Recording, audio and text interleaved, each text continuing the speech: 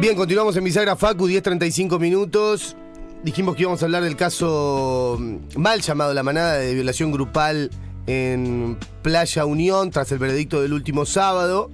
Estuvimos contando algo de la información nueva que teníamos, pero lo mejor va a ser escuchar qué pasó dentro del juicio y desde el punto de vista de la Fiscalía. Por eso tenemos en línea y le agradecemos estos minutos a María Bottini, que ya nos está escuchando. ¿Cómo va? Buen día. Hola, ¿qué tal? Buen día. ¿Cómo te va, Fabricio? Muy bien, gracias por atendernos. A quien escuchan es a María Bottini, fiscal jefe de Esquel, que participó en el equipo de Fiscalía en el caso de violación grupal que tuvo sentencia el último sábado. Bueno, algunas preguntas de un caso que la verdad que ha sido muy mencionado en la sociedad chubutense en general y que trascendió también a nivel nacional. Ahora que pasaron unos días del veredicto, ¿qué sensación te queda, Bottini, respecto de la situación? Te voy a tutear, te voy a decir, María, de la situación que se vivió en el proceso. Vos algo contaste en una nota que hicimos para Cítrica, del veredicto, de lo posterior, no sé, ¿dónde has pensado el caso o no tuviste ni tiempo porque ya tenés otros y tenés que seguir laburando? Sí, no, tengo que seguir trabajando obviamente en un montón de otros casos que me reclaman, pero también obviamente este caso es un caso que fue muy importante para el Ministerio Público Fiscal de Chubut en general, y nosotros en lo que estamos empezando a trabajar ya es en el presentar recurso de apelación en el Superior Tribunal, por lo cual, bueno, ya estamos empezando a juntar material, jurisprudencia, y cuando tengamos los fallos extensos, los fundamentos extensos del fallo, que es recién el lunes 28, sí, ahí ya ponernos de lleno en los 10 días hábiles a preparar este recurso de apelación que va al Superior Tribunal. Eso por un lado. Sí. Después vos me preguntabas todas las etapas.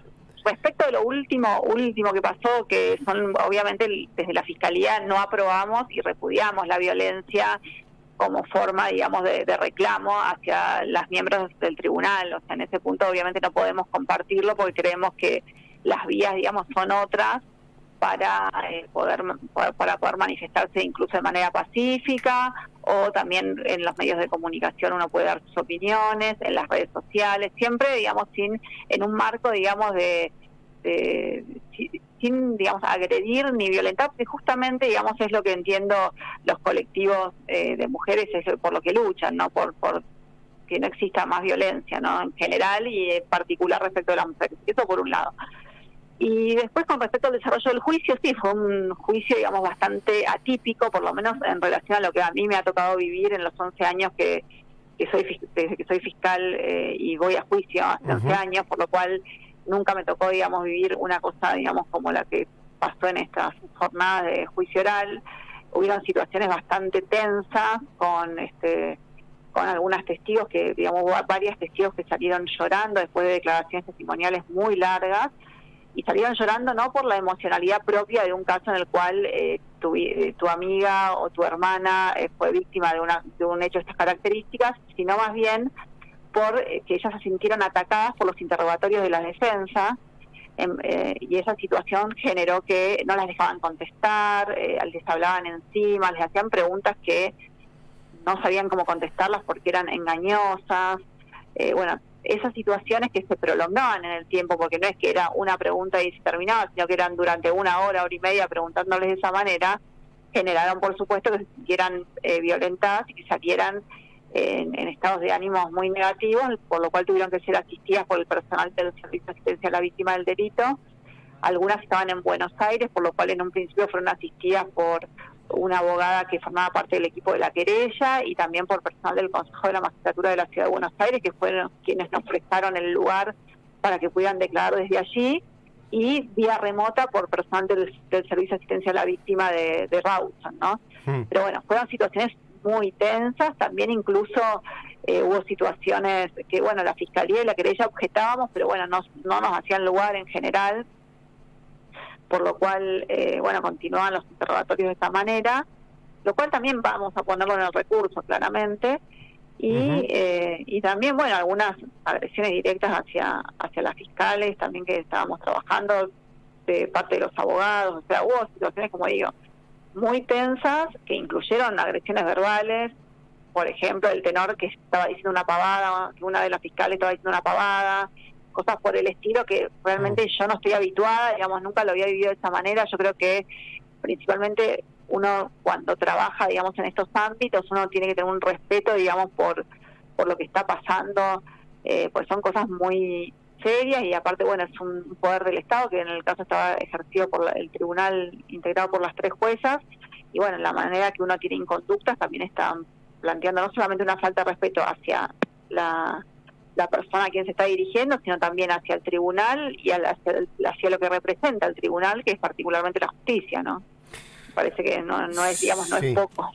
Sí, no es poco. Están escuchando a María Bottini, fiscala jefa de fiscales de Esquel, que participó en el juicio del caso de violación grupal, que tuvo veredicto el último sábado.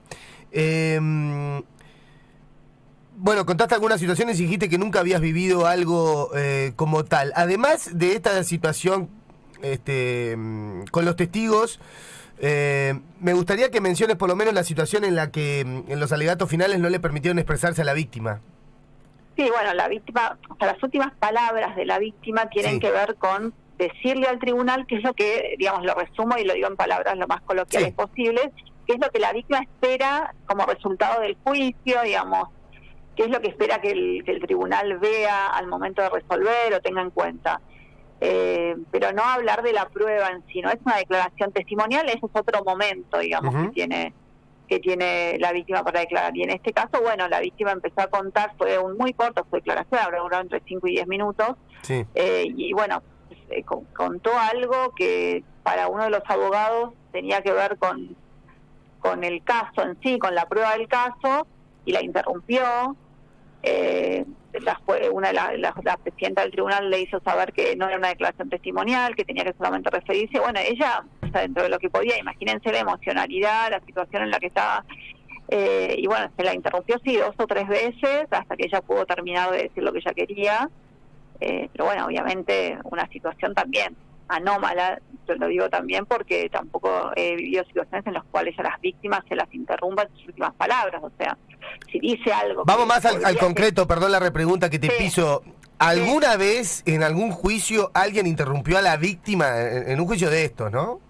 Que vos hayas presenciado. Que yo me acuerde, no, la verdad que no, por eso me llamó la atención esa situación también de interrumpir a la víctima y hacerle saber también a su abogada que ella le tendría que haber dicho, o sea, las víctimas tienen autonomía como cualquier otra persona y van a decir lo que uno les da las indicaciones como abogado de la víctima, como fiscal, pero bueno, obviamente la víctima va a decir lo que ella tenga ganas de decir. Uno no puede manejar, digamos, a una persona como si fuera un títere, o sea, es una persona y va a decir lo que tenga para decir. En ese punto, digamos, me parece que era importante.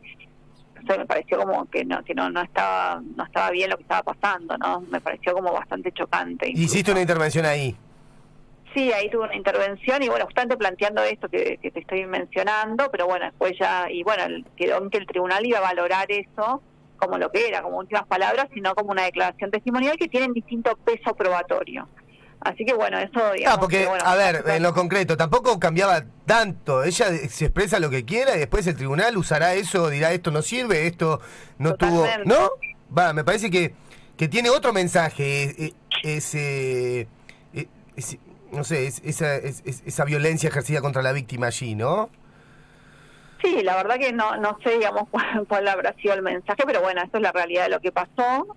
Bueno, y eso también va a ser parte del recurso, o sea, los ejes del recurso van a ser, en primer lugar, el abordaje de la prueba, o sea, cómo se interpretó la prueba. Nosotros entendemos que no hubo perspectiva de género porque no hubo una amplitud probatoria, digamos, para una amplitud de mirada para poder tener en cuenta la particularidad especial de este caso, que es un caso de violencia sexual a un adolescente. Me parece importante hacer un punto ahí, María, porque ibas a hacer ibas como a enumerar y ahora seguimos en la lista, pero ¿te parecería ilustrarnos un poco cómo debería ser esa, o por lo menos cómo podría ser una manera de tener perspectiva de género en un juicio?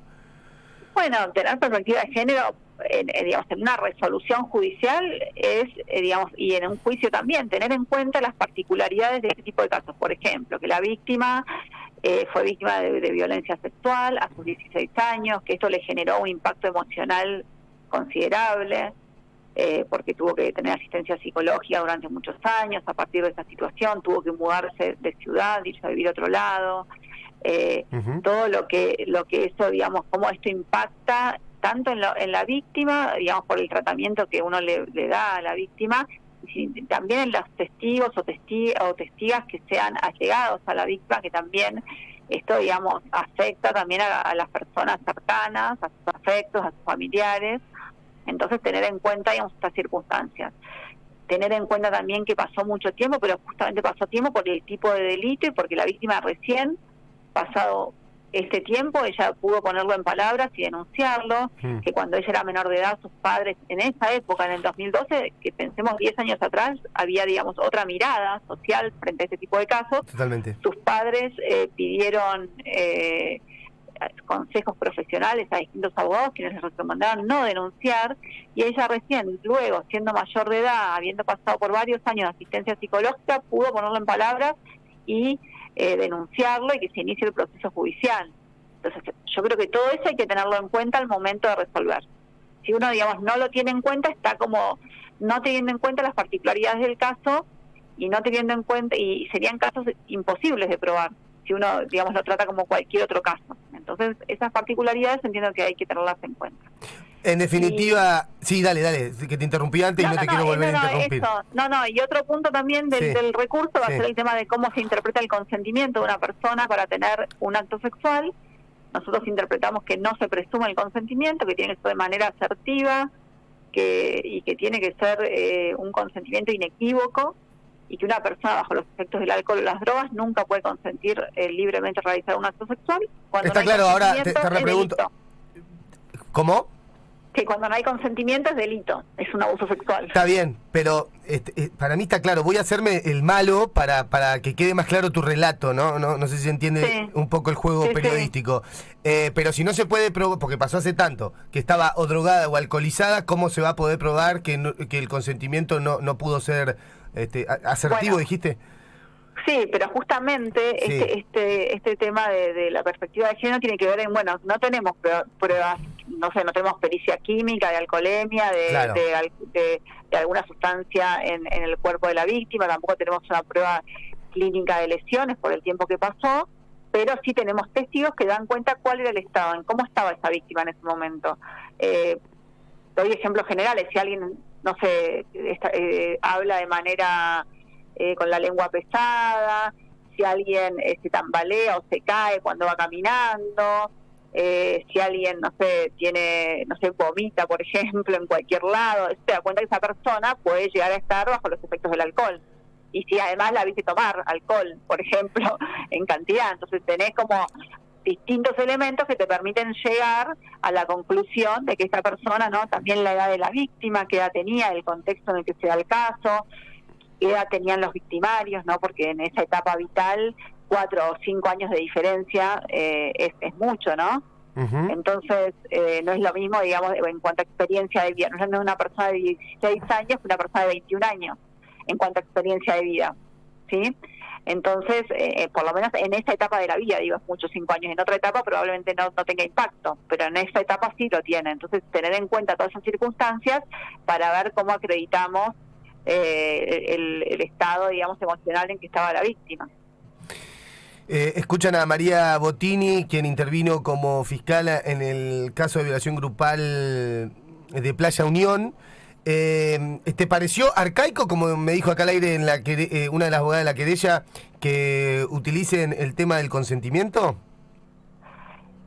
No sé si utilizaría ese término, pero sí me pareció, digamos, que no tenía, digamos, perspectiva de género la forma de entender el consentimiento.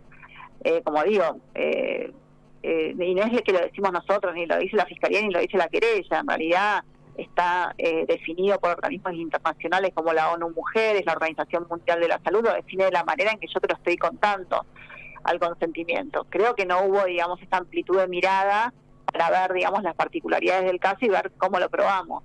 Con una mirada, digamos, muy angosta de la situación, probablemente no se pueda probar nada. Entonces, claro, no hay manera, si no. Claro, exactamente. Entonces estos casos quedarían siempre impunes, porque hay muchas veces en que las víctimas les lleva un tiempo largo denunciar. Sí. Y tiene que ver justamente por cómo se dan estos casos, qué impacto tienen, el descreimiento en la justicia. También nos tenemos que hacer cargo de eso. Muchas veces no se denuncia porque no creen en la justicia, y hasta que se sienten acompañadas, empoderadas como para poder transitar un proceso judicial que no es fácil.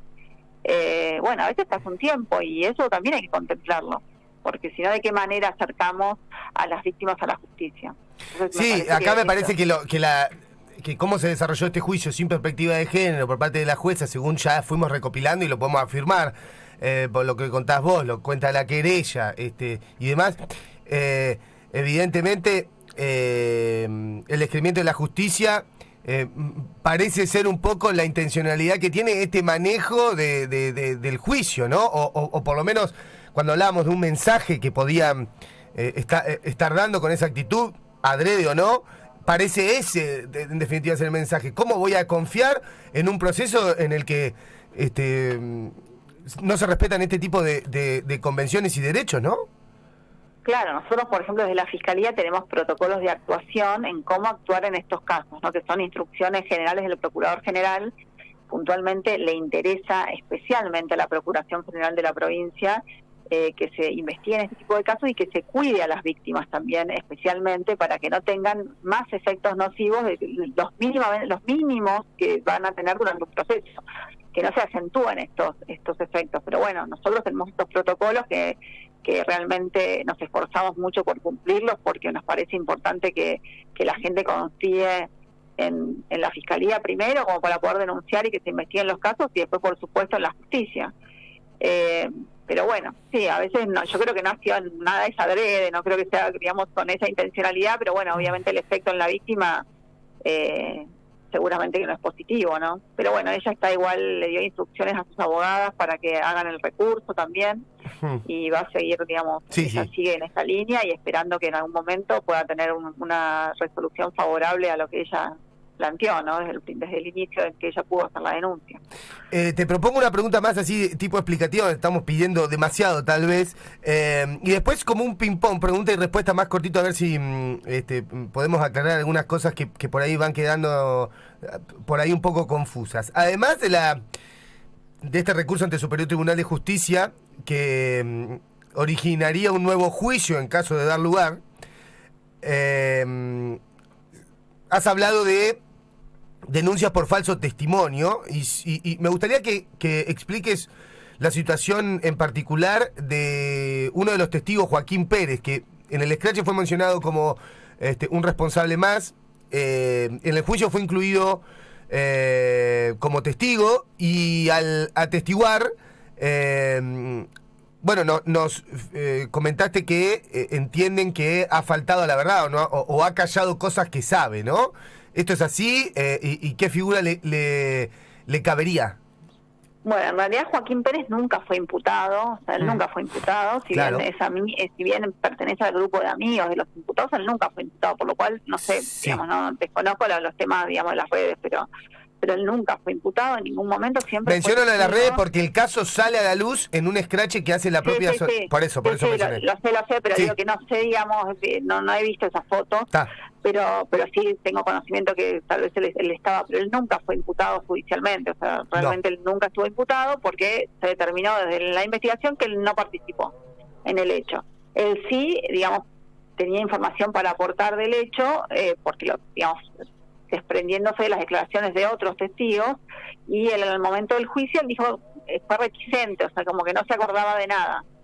Y el ser reticente, o sea, no decir, callar la verdad, digamos, callar lo que uno sabe también, puede llegar a ser el delito de falso testimonio, por lo cual entiendo que se van a iniciar causas con los fiscales que se designen, no vamos a hacer ninguno de nosotros, para investigar si realmente Pérez cometió o no falso testimonio. Eso, digamos, sería la situación de Pérez, ¿no? Para que quede claro. Clarito. Ahora, cuando vos decís no participó en el hecho, por ahí me voy a meter en un detalle que no sé, me dirás vos, hasta acá puedo, esto no puedo, obviamente. En este escrache, o sea, porque al nosotros no acceder al juicio no te puedo hablar pues no, la verdad que se ha desarrollado con un hermetismo total. Me parece bien, después veremos a quién ha beneficiado más de última. Sí. Pero lo que en el Scratch contaba la sobreviviente es que este señor era un poco testigo presencial, digamos, estaba en la puerta campañando, ¿no? ¿Eso quedó descartado en el proceso de investigación? Sí, o sea, que él estuviera campañando sí quedó descartado. O sea, por eso te digo, no tuvo participación. Eso sí quedó descartado. Él no tuvo participación en el caso. Eso quedó descartado en la investigación, por eso nunca fue imputado. Así que bueno, eso sería la situación de Pérez. Así como la situación de Pérez, ¿hay cuántos plausibles de falso testimonio? Hay más o menos. Tres más. Más. Por lo menos 3 más, sí. Todos bueno. digamos, de la defensa, digamos. No, algunos eran testigos también presentados por la Fiscalía y también sin pedirte nombres, ¿qué rol ocupaban en el relato esos testigos? No, también había algunos que eran testigos presenciales, otros que habían presenciado parte del evento donde ocurrió el hecho. Bueno, y algunos sí manifestaron ser allegados muy íntimos de los imputados, de algunos de los imputados, y otros no, pero bueno, sí, 3 personas más creo que hay con la misma situación. Bien, cortitas y te voy a liberar, María, y debe estar tapada de laburo y nosotros te estamos interrogando en detalle, pero es interesante. A ver, a mí me parece muy valioso que una fiscal cuente lo que pasó dentro del juicio, más en un veredicto como el que concluyeron las juezas el último sábado, y más con el hermetismo que se ha desarrollado todo el proceso, así que es muy valioso contar con tu palabra. ¿Se manipularon datos por parte de la defensa con la venia de la oficina judicial en el sentido de no filtrar información respecto de los avances, respecto de los horarios de los testigos para confundir, desviar o minimizar? Datos que se han manejado para favorecer a los acusados. La verdad que creería que no, o sea, desconozco, no, creo que no, o sea, no. Casi seguro que no. Bien. Cuando te enteraste que el tribunal cambiaba, que 2 jueces pidieron licencia en 2 diferentes momentos y se dilató hacia el comienzo del juicio, ¿te pareció algo raro? No, la verdad que lamentablemente suele suceder esto de que se cambian los jueces. Está bien, pero justo en este caso, justo tan sobre el pucho. Pero no, la verdad que no me pareció raro, porque me ha pasado muchas veces, sinceramente, tengo que decir la verdad, también lo que me pasa, sí, es obvio. frecuente eso también. Sí, obvio que sí. Ahora, ¿te parece entonces, más allá de que no te pareció raro, fue bastante determinante la conformación del nuevo tribunal? Y eso la verdad que no lo podemos saber, porque es como hacer aventurar sobre qué hubieran visto otros jueces, cómo hubieran actuado. La verdad que lo desconozco. Yo no tengo, yo como trabajo en otra jurisdicción, ni siquiera conozco los criterios de los jueces, por lo cual no puedo decir si eso fue o no determinante en relación al veredicto. Puede que sí, puede que no lo podemos saber realmente cómo hubiera interpretado la prueba otro tribunal. No, está claro, digo porque las juezas que ingresaron, bueno, una por lo menos era de Madrid, y con el componente ese de los hijos del poder que sobrevuela este caso, bueno, qué sé yo, nosotros de acá, como vos decís, es muy común y está bueno también para bajarle un poco el precio a lo que no podemos, a lo que es más del terreno de la especulación, tal vez, ¿no? Sí, yo creo que sí. Yo desde mi rol de fiscal no lo puedo, para nada afirmar, ni mucho menos. O sea, no, en ese punto no sabemos qué hubiera pasado. Yo creo que no tiene que ver con esas cuestiones. Yo confío en que el tribunal ha tenido esa convicción, que no ha tenido que ver con ningún tipo de presiones ni de un lado ni del otro. Pero bueno, el error, para mi punto de vista judicial, en cómo interpretaron la prueba, tiene que ser materia de recurso. Eso básicamente es la postura de la Fiscalía, ¿no? Hablando de ese recurso, ¿tiene que ser necesariamente o opcionalmente una presentación conjunta entre la querella y la Fiscalía en este caso? ¿O la Procuraduría? ¿Nos aclarás un poco eso? ¿Cómo sigue? La querella va a presentar su recurso. Nosotros también en la misma línea probablemente vamos a trabajar porque estamos con la misma teoría del caso, con la querella, pero cada uno presentará su recurso, después se le corren traslados a las defensas O sea, les muestran el recurso, ellos pueden contestar y después se fija una audiencia en el Superior Tribunal. Así es como funciona el sistema. Y después tiene un plazo el Superior Tribunal para resolver, que entiendo que no es un plazo estipulado específicamente, sino que tienen, digamos, un tiempo para hacerlo. En definitiva, los que actuaron y accionaron de una manera por ahí reprochable o cuestionable, ¿cómo se dividirían las acciones en conjunto de acá en adelante? La presentación ante el Superior Tribunal de nulidad para hacer un nuevo juicio y con otro tribunal volver a atravesar todo el proceso y llegar a un veredicto distinto, digamos, ¿no? Eso sería, claro. Eso por un lado, digo, camino. después le cabe algún tipo de denuncia a las juezas, a los abogados defensores.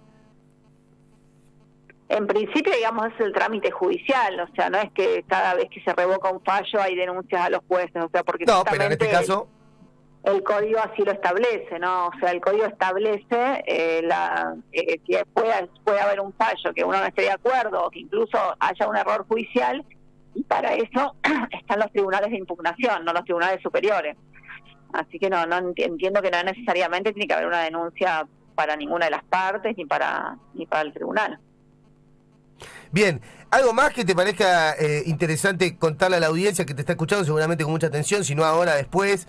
Es un caso que ha conmovido, como sabés, a toda la sociedad chubutense, que se sabe, por lo menos acá en Madrid, yo no soy de Madrid y de Chubut vivo hace poco relativamente, pero acá todo el mundo sabe, ¿no? ¿Qué pasó más o menos? Digo, desde hace años, simplemente ahora se materializó en lo que podría haber sido algo reparatorio respecto al rol de la justicia, que finalmente no ocurrió.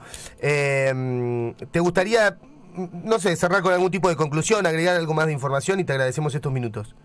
No, creo que ya la información prácticamente de todo lo que era importante ya lo dije. Sí me parece importante que por un fallo, digamos, que sea adverso, no dejen de confiar en la justicia, quien sea víctima que igual venga a denunciar, que en la Fiscalía tenemos todos los protocolos y los profesionales que las van a acompañar, las van a asistir, y intentando siempre, digamos, buscar buenos resultados, digamos, que puedan reparar, que la víctima se pueda sentir reparada frente a lo que vivió, digamos. Eso es básicamente lo que me interesa también transmitir, ¿no? Que por un fallo adverso, sí, en el cual vamos a seguir trabajando para que esto pueda digamos, ser revertido, no quien sea víctima, digamos, no se sienta que no puede venir a denunciar, al contrario, digamos, seguimos invitando a toda la persona que sea víctima a que venga a realizar las denuncias.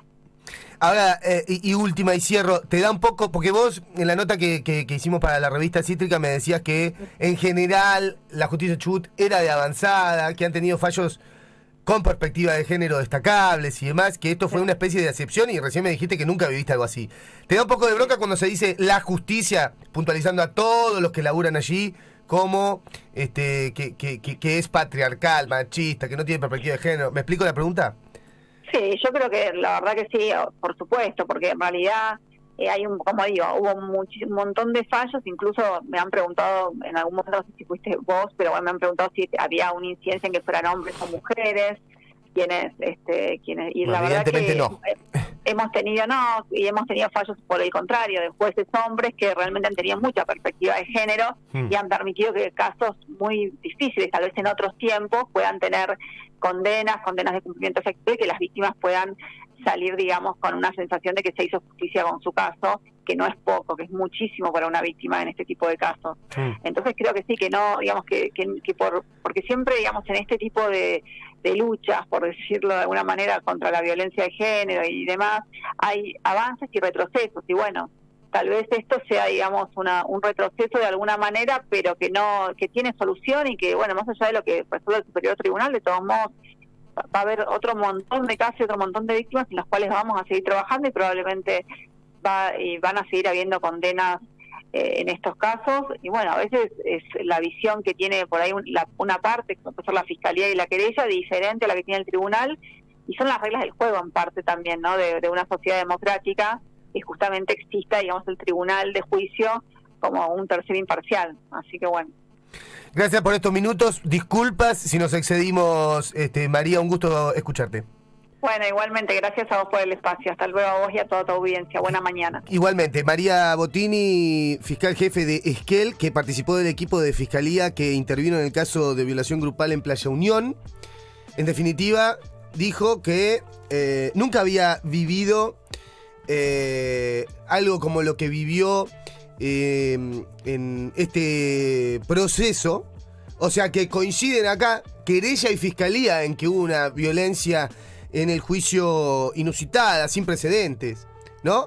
Que pasa por... A ver, voy ordenando un poquito y cierro, cortito, porque se viene una nota ya de las que tenemos del tema de la agenda cultural. Me parece importante poco resaltar esto y lo recuperaremos para el viernes, seguro.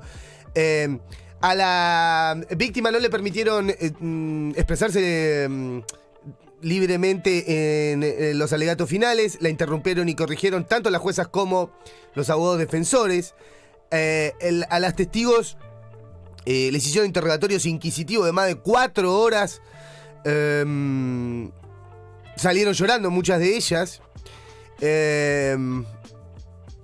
Esto es un poco en donde se dio...